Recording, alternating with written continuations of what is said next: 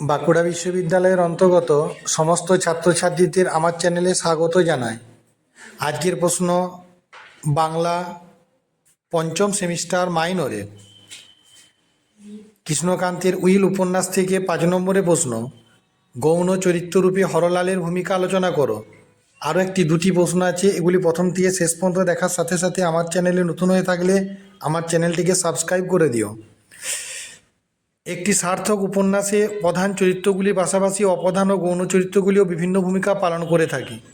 স্থায়ী ভাবকে কেন্দ্র করে যেমন সঞ্চারী ভাবগুলি ও নাটকে বা সাহিত্যের সৃষ্টিতে একটি উল্লেখযোগ্য ভূমিকা রেখে যায়, তেমনি সার্থকভাবে সন্নিবেশিত গৌণ চরিত্রগুলিও উপযোগী হয়ে ওঠে।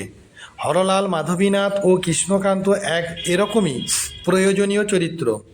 হরলাল রায় সম্পর্কে কৃষ্ণকান্ত রায়ের জ্যেষ্ঠ পুত্র। তিনি জেদি ও স্বার্থপর ও গোপন স্বভাবের চরিত্র। জীবনের কতকগুলি স্থায়ী মূল্যবোধ তিনি মানেন না। পিতা কৃষ্ণকান্ত তার স্বভাবের কথা জানতেন, তাই সম্পত্তিতে তাকে প্রথমে মাত্র 3 আনার অংশীদারত্ব দেন। কিন্তু এই সম্পত্তি বিভাজন হরলালের মনঃপূত হয়নি। সে চোখ লাল করে পিতা কৃষ্ণকান্তের কাছে কৈফিয়ত দাবি করেছে। এর ফলে কৃষ্ণকান্ত উইল পাল্টে ফেললেন এবং হরলালকে মাত্র 1 আনা অংশ দিলেন। এতে রাগ করে হরলাল কলকাতায় গিয়ে পিতাকে বিধবা বিবাহের ভয় দেখালো এবং সম্পত্তির অর্ধাংশ 8 আনা তাকে দেবার জন্য নতুন উইল করার কথা জানালো। কৃষ্ণকান্ত রায় আরও ক্রুদ্ধ হয়ে ঠিক করলেন হরলালকে নতুন উইলে সম্পত্তি থেকে সম্পূর্ণ বঞ্চিত করবেন।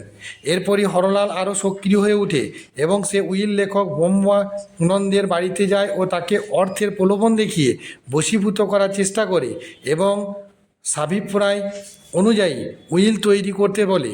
কিভাবে জাল উইল করতে হবে সে বিষয়ে সে রীতিমতো একটি প্রদর্শনীও দেয়। শেষ পর্যন্ত ব্রহ্মানন্দ এই কাগজ করতে পারেন না। তখন হরলাল রোহিণীর শরণাপন্ন হন। বাল্য বিধবা রোহিণী সুন্দরী ব্রহ্মানন্দের রান্না বান্না ও গৃহকার্য করে দিতেন। রোহিণীকে হরলাল এমন ইঙ্গিত দেন যে কার্যসিদ্ধি হলে হরলাল হয়তো রোহিণীকে বিবাহ করতেও পারেন, যদিও শেষ অবধি তিনি রোহিণীকে প্রত্যাখ্যান করেন। প্রকৃতপক্ষে হরলালই কৃষ্ণকান্তের উইল পরিবর্তনজনিত জটিলতার জন্য দায়ী। এমনকি রোহিণীর মনে জীবন তৃষ্ণা ও সদ্ভোগের বাসনাও সে জ্বালিয়েছিল। তবে সে নীচ ও প্রতারক, সে নীতিজ্ঞান নয়। যেন তেন প্রকারণে নিজের স্বার্থ চরিতার্থ করাই ছিল তার উদ্দেশ্য। উপন্যাসের মধ্য ও শেষাংশে তাকে আর লেখক আনেননি। তবে উপন্যাসের বিষাদান্ত পরিণতির জন্য এই চরিত্রটি যে দায়ী তা অনস্বীকার্য। নেক্সট কোয়েশ্চেন, কৃষ্ণকান্ত চরিত্রটি কৃষ্ণকান্তের উইল উপন্যাসে কতখানি সার্থকতা লাভ করেছে আলোচনা করো। কৃষ্ণকান্ত চরিত্রটি উপন্যাসের ঠিক গৌণ চরিত্র নয়। তার উইল বদলের পরিপ্রেক্ষিতে এই উপন্যাসের ঘটনা জটিলতা সৃষ্টি হয়েছে ও কাহিনীর বিচিত্র অগ্রগতি হয়েছে। কৃষ্ণকান্ত ব্যক্তিত্ববান পুরুষ।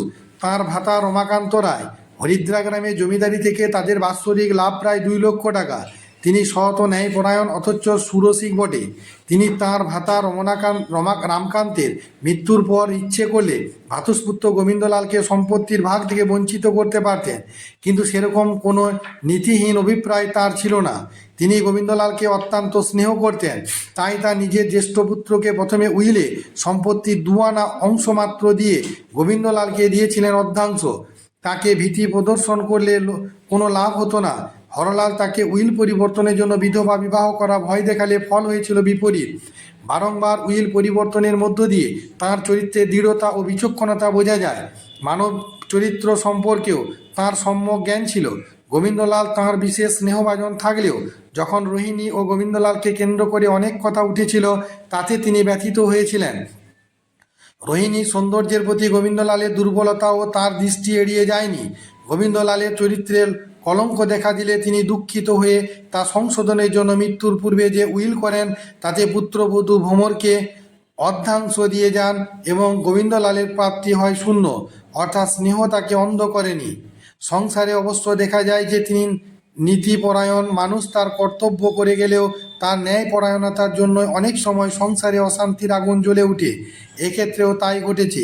কৃষ্ণকান্ত হিত সাধনের জন্য যা করেছিলেন, বারংবার উইল পরিবর্তন দোষীকে সাব্যস্ত করা, তা প্রকারান্তরে রায় পরিবারের একটি শোচনীয় ট্র্যাজেডি সৃষ্টি করল। আফিম সেবন ব্যতীত তাঁর চরিত্রে অন্য ত্রুটি কিছু ছিল না। তবে আফিমের মৌতাতে তিনি অন্যায় ও কিছু করেননি, বরং রোহিণীর সঙ্গে রঙ্গরসিকতা করেছেন এবং আফিমের নেশা ছেড়ে গেলে অপরাধী রোহিণীর উপযুক্ত বিচার শাস্তি বিধান করতেও দ্বিধাবোধ করেননি। তার মধ্যে সুপ্ত স্নেহ ও রসবোধ যে ছিল তার প্রমাণস্বরূপ একটি ঘটনা ও উক্তির উল্লেখ করা যেতে পারে। রোহিণীর রূপ মুগ্ধ গোবিন্দলাল এসেছেন কৃষ্ণকান্তের কাছে আবেদন করতে। কৃষ্ণকান্ত তা বুঝতে পেরেও রোহিণী সম্পর্কে কোনো কথা প্রথমে বলেননি বা তোলেননি। শেষে নিতান্ত কৌতুক ও দয়া করে যেন তিনি রোহিণীর প্রসঙ্গ তুলে বলেছেন, তোমরা যদি এমনই বিবেচনা করো যে উহার দোষ নাই, তবে ছাড়িয়া দাও। গোবিন্দলাল যে রোহিণীর চাঁদপানা মুখ দেখে মুগ্ধ তা কৃষ্ণকান্ত বুঝতে পেরেছিলেন এবং আসন্ন সর্বনাশকে রোধ করার সাধ্যমতো চেষ্টাও তিনি করেছিলেন।